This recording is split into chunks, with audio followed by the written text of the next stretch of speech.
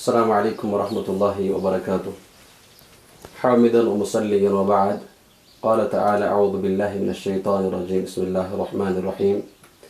إنا أعطيناك الكوثر فصل لربك وانحر إن شانئك هو الأبتر. ابتدا میں ہم اللہ تعالیٰ کی تعریف بجا لاتے ہیں جنہوں نے ہمیں پھر سے ایک بار ایک ایسی مجالس کا موقع فراہم کیا جس کے لیے ہم یہاں پہ آئے ہیں اور جس کی اہم ضرورت ہے، کیونکہ ناظرین کرام آپ سب جانتے ہیں کچھ دن پہلے اس بات کی تشہیر کی گئی کہ قربانی کے متعلق کچھ اہم سوالات ہیں جن سے ہم جو ہمارے پاس موجود ہے، جن کے لیے ہم نے گیسٹ چنا ہے فضیلت الشیخ دکتور ظہور احمد ملک المدنی حفظہ اللہ، جو اس چیز کی گواہی ہے کہ ایک علم کی کردار دکھا کر برصغیر کے اندر یا عرب و عجم کے اندر جنہوں نے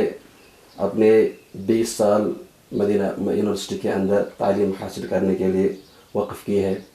اور آج ہم نے اسی پروگرام کے لیے ایک گیسٹ چنا ہے فضیلت الشیخ دکتور ظہور احمد ملک المدنی حفظہ اللہ، جو انشاءاللہ ان اہم سوالات کو قرآن و سنت کے روشنی میں جواب دیں گے انشاءاللہ۔ تو شروع میں ہم فضیلت الشیخ دکتور ظہور احمد ملک المدنی حفظہ اللہ سے، چونکہ سوال جو ہمارے پاس گیسٹ تھا ظہور احمد ملک المدنی حفظہ اللہ، پہلا سوال جو ہم ان سے کریں گے قربانی کے متعلق وہ یہ ہے کہ قربانی کا حکم اور اس کی فضیلت اور کن جانوروں سے ہم قربانی کر سکتے ہیں۔ فضیلت الشیخ ظہور احمد ملک المدنی حفظہ اللہ۔ بسم اللہ الرحمن الرحیم، الحمد للہ رب العالمین، الصلاة والسلام علی سید الانبیاء والمرسلین نبینا محمد وعلی آلہ وصحبہ اجمعین، اما بعد۔ اللہ تعالیٰ نے اپنے بندوں کو جن کاموں کے ذریعے سے اپنا قرب حاصل کرنے کا حکم دیا ہے، ان کاموں کے اندر قربانی بھی ایک کام ہے جس سے ہم اللہ تعالیٰ کا قرب حاصل کر سکتے ہیں، اللہ تعالیٰ کے ہاں ہم اجر اور ثواب کے مستحق بن سکتے ہیں۔ اور اللہ تعالیٰ نے خود اپنے نبی صلی اللہ علیہ وسلم کو اس قربانی کا حکم دیتے ہوئے فرمایا فصل لربک وانحر۔ اور ہم دیکھتے ہیں کہ اللہ کے نبی صلی اللہ علیہ وسلم نے اپنی مدینے کی پوری زندگی میں 10 سالہ زندگی میں ہمیشہ اس قربانی کا اہتمام کیا ہے، اور اس قربانی کی فضیلت بتانے کے لیے اتنا کافی ہے کہ اللہ کے نبی صلی اللہ علیہ وسلم نے فرمایا ما عمل ابن آدم یوم النحر احب الی اللہ من احراق الدم، کہ یوم النحر کے دن جب عید الاضحیٰ کا دن ہوتا ہے اور جس کو ہم یوم النحر بھی کہتے ہیں، اس دن اللہ تعالیٰ کو جو سب سے محبوب عمل ہوتا ہے وہ خون بہانا ہوتا ہے، اور خون جو ہے قربانی کی صورت میں بہایا جاتا ہے۔ تو اس حدیث سے اس قربانی کی فضیلت معلوم ہوتی ہے۔ البتہ اس کا جو حکم ہے اس کے بارے میں اہل العلم کے درمیان 2 رائے ہیں۔ جمہور اہل علم کے نزدیک قربانی کرنا سنت مؤکدہ ہے، کیونکہ اللہ کے نبی صلی اللہ علیہ وسلم نے اپنی پوری مدنی زندگی میں اس بات کا اہتمام کیا ہے، اور بعض علماء کہتے ہیں کہ یہ واجب ہے۔ بہرحال جب ہم جمہور اہل علم کے قول کی طرف دیکھتے ہیں تو زیادہ یہی انسب لگ رہا ہے، زیادہ یہی اصح لگ رہا ہے کہ قربانی جو ہے سنت مؤکدہ ہے، اور اسی لیے بعض سلف سے یہ قول منقول ہے، اور بعض اس کو حدیث بھی کہتے ہیں کہ جس میں کہا گیا ہے کہ من کان لہ مال، کہ جس آدمی کے پاس مال ہوگا فلم یضحی، اور پھر اس کے بعد اس نے قربانی نہیں کی، فلا یقربن مصلانا، تو وہ ہمارے مصلی عیدگاہ کی طرف اس کے قریب نہ آئے۔ اور دوسرے الفاظ میں کہا گیا کہ من وجد سعتن،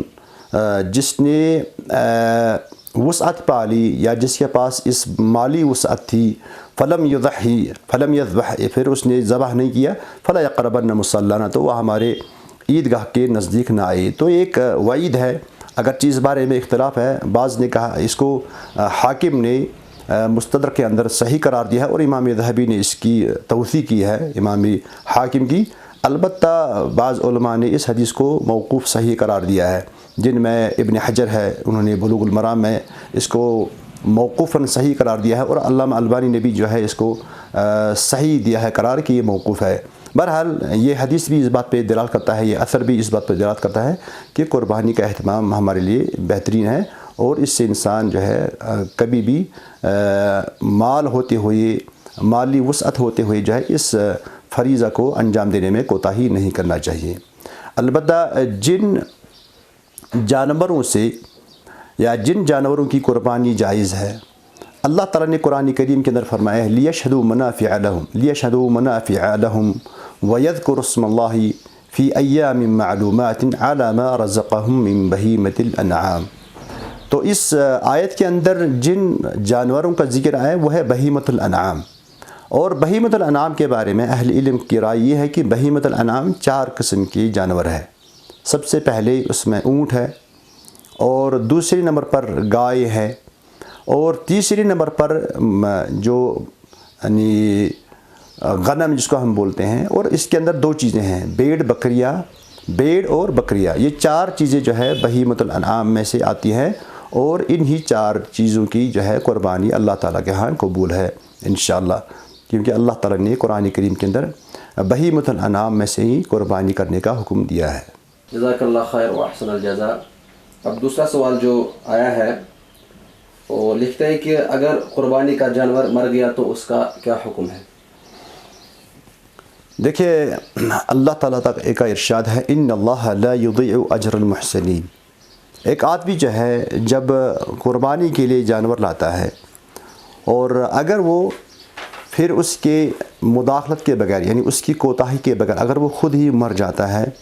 تو انشاءاللہ اس میں کوئی حرج نہیں ہے، اور اگر اس کو طاقت ہے وہ دوسرا جانور لائے گا، اور اگر طاقت نہیں ہے تو دوسرا جانور لانے کی ضرورت نہیں ہے۔ لیکن اس کے باوجود بھی اللہ تعالیٰ فرماتے ہیں ان اللہ لا یضیع اجر المحسنین، اللہ تعالیٰ جو ہے محسنین کا اجر جو ہے ضائع نہیں کرتا ہے۔ اللہ تعالیٰ ہمارے دلوں کے حالوں کو جاننے والا ہے، تو ایسی صورت میں انشاءاللہ اس بندے کے اوپر کوئی گناہ نہیں ہے کہ وہ اگر اس کو طاقت نہیں ہے تو پھر وہ دوبارہ قربانی کا جانور نہیں لائے۔ یہاں کشمیر کے اندر ایک غلط فہمی پیدا کی گئی ہے عوام کی طرف سے کہ اگر کسی آدمی کو قربانی کا جانور مر گیا تو اس کو 2 جانور لانے ہیں۔ ایسا کسی بھی شریعت کے اندر، خاص کر اس شریعت کے اندر جس میں یسر اور سہولت کا ذکر آیا ہے، ایسی شریعت میں ایسا ناممکن ہے کہ جو جانور مر جائے اس کے بدلے جو ہے 2 جانور لانے ہیں۔ تو یہ فرسودہ خیالات ہے جن کی اسلام کے اندر کوئی گنجائش نہیں ہے۔ جزاک اللہ خیر و احسن الجزاء۔ ناظرین کرام، آپ سلفی دعوت پروڈکشن اور میں ہوں آپ کے سامنے ایک چھوٹا سا طالب علم فوزان سلفی۔ کچھ سوالات آئے ہیں، اس میں سے تیسرا سوال یہ آیا ہے شیخ صاحب، یہ سوال جو ہے بہت سارے سائلوں نے کیا ہے، لکھتے ہیں کہ کیا میت کی طرف سے ہم قربانی کر سکتے ہیں؟ میت کی طرف سے قربانی کرنے کا جو حکم ہے اس کے 2 پہلو ہیں۔ اگر میت نے کسی قسم کی وصیت کی ہوگی کہ میری طرف سے قربانی کرنا ہے تو پھر اس وصیت کو جو ہے ہمیں عملانا ہے، اس صورت میں ہمیں اس کی وصیت کو ہمیں عملانا ہے اور اس کے مطابق جو ہے ہمیں قربانی کرنی ہے اگر وصیت کی ہو۔ اور اگر میت نے کسی قسم کی وصیت نہیں کی ہو تو دیکھنا ہے کہ چونکہ یہ ایسا عمل ہے جو ہماری شریعت کے اندر محبوب عمل ہے، کیا اللہ کے نبی صلی اللہ علیہ وسلم کا یہ طریقہ رہا ہے؟ اللہ کے نبی صلی اللہ علیہ وسلم ہمیشہ جو ہے 2 جانور ذبح کرتے تھے، ایک اپنی طرف سے اور اپنے اہل و عیال کی طرف سے، اور دوسرا جانور اپنی امت کے ان لوگوں کی طرف سے جنہوں نے توحید کا اقرار کیا ہے، جو موحدین تھے۔ اور ہم دیکھتے ہیں کہ اللہ کے نبی صلی اللہ علیہ وسلم کی حیات مبارکہ میں ان کی سب سے محبوب جو بیوی تھی خدیجہ رضی اللہ تعالی عنہ، ان کا انتقال ہوا ہے۔ ان کے جو محبوب چچا تھے حمزہ رضی اللہ تعالیٰ عنہ، اور ان کی کچھ بیٹیوں کا انتقال ہوا، لیکن کہیں بھی یہ بات ثابت نہیں ہے کہ اللہ کے نبی صلی اللہ علیہ وسلم ان لوگوں کی طرف سے مستقل کوئی قربانی کرتے تھے۔ تو اس طرح سے دین کے اندر کسی نئی چیز کو فروغ دینا یہ بدعت میں شمار ہوتی ہے، کیونکہ جو چیز اللہ کے نبی صلی اللہ علیہ وسلم نے نہیں کی اس میں ہمارے لیے کسی قسم کی بہتری نہیں ہے، جو چیز انہوں نے چھوڑ دی تو اسی میں ہمارے لیے بہتری ہے۔ تو میت کی طرف سے مستقل قربانی کرنا یہ کہیں بھی ثابت نہیں ہے، نہ ہی نبی صلی اللہ علیہ وسلم نے اس پہ عمل کیا ہے اور نہ ہی صحابہ کا اس پہ عمل رہا ہے۔ البتہ انسان اپنے اہل و عیال کی طرف سے جو قربانی کرے گا اس میں اپنے آپ کو بھی شامل کرے گا، اپنے اہل عیال کو بھی شامل کرے گا، اور اس کی یعنی خاندان کے اندر جو مرے ہوئے لوگ ہیں ان کو بھی شامل کر سکتا ہے، لیکن مستقل میت کی طرف سے قربانی کرنے کا شریعت کے اندر کوئی جواز نہیں ہے۔